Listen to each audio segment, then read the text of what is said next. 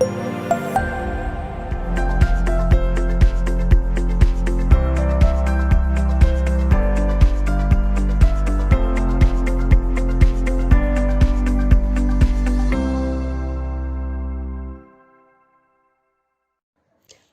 and welcome to Egomong Presence Leading with Women, where we highlight women who have broken traditional gender roles and are now excelling in their own respective fields.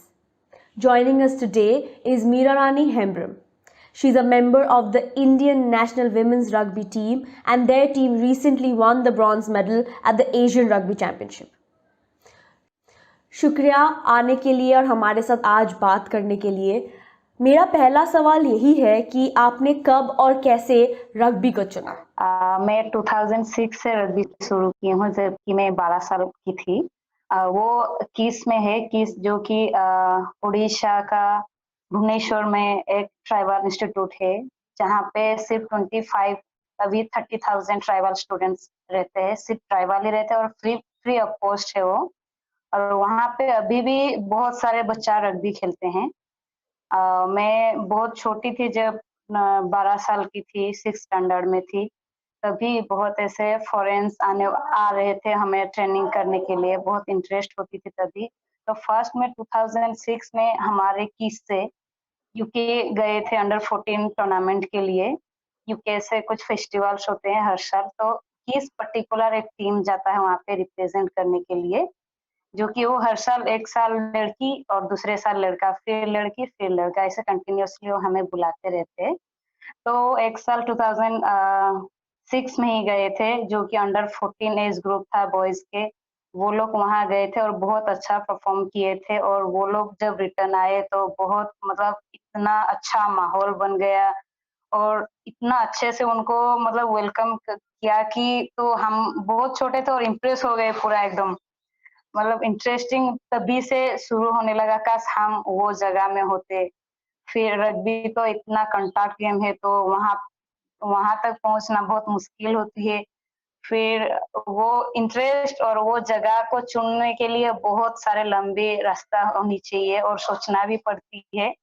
फिर तभी से मैंने शुरू किया कि नहीं यार, मेरे को ये खेलना है, मेरे को वहां पे एक दिन रहना है। फिर रग्बी का ऐसे बहुत शेड्यूल्स होते हैं, मतलब अगर आपको रग्बी खेलना है तो मेंटली फिजिकली वो बहुत सारे ट्रेनिंग्स और बहुत सारे एग्जाम्स लाइक मतलब फिटनेस वगैरह का देना पड़ता है। अगर उसमें आप क्वालिफाई हो जाओगे फिर आप फिट हो, नहीं तो नहीं। तो मैंने वो स्टैंडर्ड 6 से ही फॉरेन लोग जब आए थे तभी वो लोग हमारे स्किल्स वगैरह सारे चेक कर लिए और फिर जब एक लिस्ट निकाले, नहीं तुम लोग इसमें से इतने लोग सिलेक्ट हुए हो ट्रेनिंग कैंप के लिए, तो बहुत खुशी हुई, उसमें मेरे नाम भी था। तो मैंने शुरू कर दिया कि यार अभी से मेरे रग्बी का जर्नी शुरू होने वाला है, जो भी हो जाए मेरे को बस खेलना है और उस वो जगह पे पहुंचना है। तो आपने जब ऐसे देखा कि बॉयज़ की टीम वापस आई, उनको बहुत ज़्यादा अच्छे से वेलकम किया, उनको सेलिब्रेट किया गया, लेकिन अगर आप देखें तो रग्बी एक कॉन्टैक्ट स्पोर्ट है। तो जब आपने डिसाइड किया कि मैं रग्बी में जाऊंगी, तब समाज का कैसा रिएक्शन था? स्पेशली आप जहाँ से है, उड़ीसा का विलेज, वहाँ पे कैसा रिएक्शंस था? ऐसे तो मतलब मैं बचपन से स्टैंडर्ड 6 से किस में पढ़ाई की हूँ, ऐसे 13-12 साल। लेकिन मैं जब छोटी थी 12 साल की तो किस में ज्वाइन की थी। उससे पहले मेरे कुछ मतलब ऐसे उम्मीद नहीं था कि मैं उतना अच्छा खेल पाऊंगी या मैं खेल पाऊंगी कुछ ऐसे करके। फिर मैंने जब चूज किया रग्बी, फिर एक बार गांव गई। गांव में ऐसे अभी भी मतलब सोचते हैं कि लड़कियां नहीं खेल सकती है, लेकिन अगर उनके सामने कुछ सक्सेस आ जाता है तो फिर उनका दिमाग से वो ऑटोमेटिकली हट जाता है। जैसे कि मेरे गांव में अभी जितने भी लोग हैं सारे वही सोचते हैं। और जब मैंने शुरू किया था तभी तो बोलो ही मत, जैसे कमेंट आता है सोचने के लिए बहुत खराब लगता है वो चीज, क्योंकि बहुत बुरी बुरी बातें होती है। तुम लोग क्या लड़कों जैसे खेलने लगोगे, लड़कों जैसे कपड़े पहनोगे, ऐसे मतलब सूट नहीं करता है तुम लोगों को, लड़की लोगों को नहीं खेलनी चाहिए। ऐसे हर जगह में होती है, हमारे एरिया में भी होती है। तो अभी ऐसे होती है कि गांव में जब हम जाते हैं तो मेरे को आके बताते हैं उनके पापा मम्मी लोग, गांव के जो दूसरे बच्चों के होते हैं, बोलने लगते हैं कि हमारे बच्चा को भी खेलना है, उसे कैसे ज्वाइन करेंगे, कहाँ ज्वाइन करेंगे तो अच्छा रहेगा, कौन से स्पोर्ट्स खेलने से ये अच्छा रहेगी, तो बहुत अच्छा लगता है क्योंकि उनके माइंड बहुत चेंज होने लगा है धीरे-धीरे। लेकिन ये माइंड चेंज हुआ है क्योंकि सक्सेस आया है। लेकिन इसके सिवाय और क्या-क्या होना चाहिए? ऐसे कैसे हम लोग कन्विंस करें सोसाइटी को कि नहीं, लड़कियां भी खेल सकती हैं? ऐसे तो मेरे को लगता है हम लोग स्पोर्ट्स तो एक माध्यम है, लेकिन एजुकेशन जो सिस्टम है, एजुकेशन हर बच्चा करनी चाहिए क्योंकि एजुकेशन के थ्रू से ही पता चलता है। एक बच्चा अगर उसके एटीट्यूड बिहेवियर बोलता है तो वो एजुकेशन के माध्यम से ही मतलब उसका पता चलता है। जो जितना पढ़ाई किया है, जितना नॉलेज है, वो बिहेवियर से एटीट्यूड से पता चलता है। अगर पढ़ाई नहीं किया है तो वो दिखता है, एकदम बाहर से ही दिखता है, यार ये ज्यादा पढ़े लिखे नहीं रहेगी। पर उसमें से ये भी है कि स्पोर्ट्स अगर हम एक बार पकड़ लिए तो पढ़ाई के साथ-साथ बहुत बेनिफिट होती है क्योंकि ये थोड़ा थियोरेटिकली है और ये प्रैक्टिकली है। थ्योरी पढ़ो और थ्योरी एग्ज़ाम्स दो, पास हो जाओ, वो एक पार्ट है, लेकिन उसके साथ अगर हम प्रैक्टिकली जो ग्राउंड में हम लोग करते हैं, हमारे जैसे दूसरे गेम्स भी है, ग्राउंड में जैसे ऑब्स्टेकल्स होते हैं, वो एकदम सीखने को मिलती है। बहुत अच्छी चीज़ है स्पोर्ट्स चूज़ करना गर्ल्स के लिए क्योंकि ऐसे ज़िंदगी में गर्ल्स के लिए ही बहुत प्रॉब्लम्स आती है, मतलब बॉयज़ के कंपेयर से हम अगर सोचेंगे तो ऐसे बहुत सारे प्रॉब्लम्स होती है जो कि बता भी नहीं किया जा सकता है। ऐसे मेंटली बहुत प्रॉब्लम्स होती है जो कि हैंडल करने में मदद करती है गेम। जैसे कि हमारे गेम में ऐसे होती है डिफेंस लाइन्स वगैरह होते हैं, तो उसको ऑब्स्टेकल्स कर मतलब हम लोग का ऑब्स्टेकल्स मानते हैं। तो लाइफ में भी सेम वैसे ऑब्स्टेकल्स होते हैं और हम लोग कोशिश करते हैं उसको पार करके स्कोर लाइन जाने के लिए। सेम लाइफ में भी वैसे ही ऑब्स्टेकल्स बहुत तरीका का होते हैं, डिफरेंट डिफरेंट टाइप्स का। तो फिर वो एकदम कैसे पार करेंगे, क्या करनी चाहिए हमें, तो ऑटोमेटिक वो दिमाग में आ जाती है, मतलब एबिलिटी हो जाती है कि यार हम ये करेंगे तो वहां तक जा सकते। अगर दूसरा ऑब्स्टेकल आता है तो फिर मतलब थोड़ा ठंडे माइंड में हमें सोचने के लिए भी टाइम मिलता है और अगर थोड़े सोच लेंगे तो ऑटोमेटिकली वो वहां तक पहुंच सकते हैं।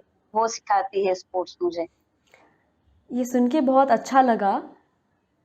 लेकिन अगर मैं अभी आपके टीम के बारे में बात करूँ, तो men's rugby team, women's rugby team, आप क्या मुझे ये बता पाएंगे कि फैसिलिटीज़ के तरफ से या अपॉर्चुनिटीज़ की तरफ से कोई डिफरेंस है क्या दोनों टीम के बीच में?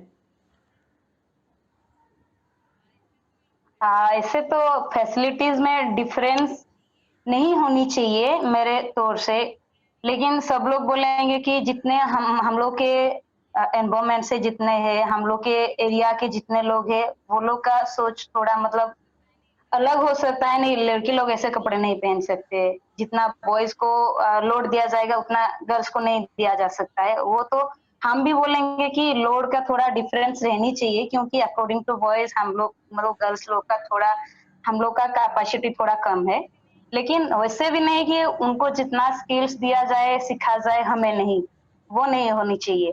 सेम इक्वल मतलब हम लोग जैसे इक्वल सोचेंगे हम लोग का रिजल्ट में भी वो फर्क आएगी, ऑटोमेटिकली आएगी क्योंकि लड़कों में भी कंपटीशन है और लड़कों लड़की में भी कंपटीशन तो सेम ही है। हम लोग अपने हिसाब से लड़ेंगे और बॉयज लोग अपने हिसाब से लड़ेंगे, तो उनको जितने चाहिए रहता है उतनी देनी चाहिए और हमें भी जितनी कैपेसिटी होनी चाहिए हमको भी उतना ट्रेनिंग तो देनी चाहिए। उसमें ऊंचा नीचा करने की कोई जरूरत नहीं है। जितने जिसको चाहिए जितना हम लोड ले सकते हैं, हमें ट्रेनिंग स्किल्स जितना डालना चाहिए हमारे अंदर देनी चाहिए। आपको क्या लगता है कि आपके टीम को या मेरे फिर को पूरा विश्वास है ये, अगर आप रग्बी इंडिया के फॉलो करेंगे तो बॉयज से हम लोग ज्यादा मैच खेलते हैं और अपॉर्चुनिटीज हमें ज्यादा मिलती है गर्ल्स को, और हम कंटिन्यूअसली ऐसे खेलते आ रहे हैं। मैं तो 2012 से इंडिया के लिए रिप्रेजेंट करके आ रही हूँ, तो हमारे टीम में से बहुत सारे लड़की लोग सेम सेम प्लेयर्स ही हैं हम लोग, इसीलिए हम लोग अब तक है क्योंकि हमें ट्रेनिंग का जितना चाहिए सेम मतलब जितना अकॉर्डिंग हमें चाहिए सेम दे रहे हैं और हम लोग रिजल्ट भी वैसे ही दे रहे हैं। तो मेरे को लगता है शायद बॉयज से हमें ज्यादा मतलब फोकस किया जा रहा है।